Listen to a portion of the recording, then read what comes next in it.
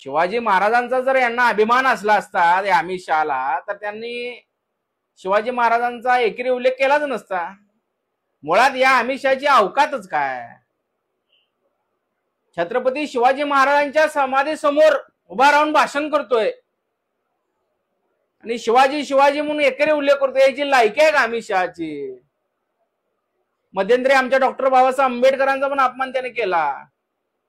6 महिने 7 महिने पण झाले नसतील त्या गोष्टीला. आणि आमच्या महापुरुषाचा अपमान करणारा हा माणूस, महाराष्ट्र द्वेषी असलेला हा गुजराती माणूस, याची कवडीची अवकात नाही महाराष्ट्रामध्ये येऊन भाषण करायची. आणि देवेंद्र फडणवीस म्हणतात की शिवाजी महाराजांवर बदनामी करणाऱ्यांचा आम्ही कडेलोट करू.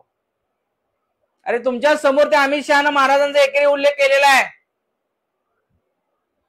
त्या टकमक टोकावर कडेलोट केला पाहिजे होता त्या अमित शहाचा काल. तेवढी हिंमत होती काय देवेंद्र फडणवीसची? गुजराती लोकांसमोर हजी हुजी करण्याची तुमची जिंदगी चालली आहे तुमच्यासारख्या लोकांची. आणि तुमच्यामुळे मराठी माणूस बदनाम होतोय, महाराष्ट्र बदनाम होतोय.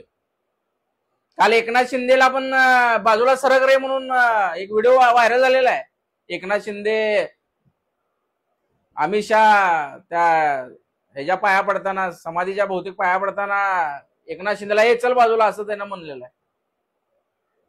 म्हणजे काय अवस्था करून ठेवली मराठी माणसांची. आणि तुम्ही मराठे, आम्ही मराठी माणूस म्हणणारे, काय केलं? तुमची काय परिस्थिती करून ठेवलेली आहे या अमित शहानं? मराठी माणूस कधी दिल्लीच्या लोकांसमोर झुकला नाही, गुजरात्यांसमोर झुकला नाही.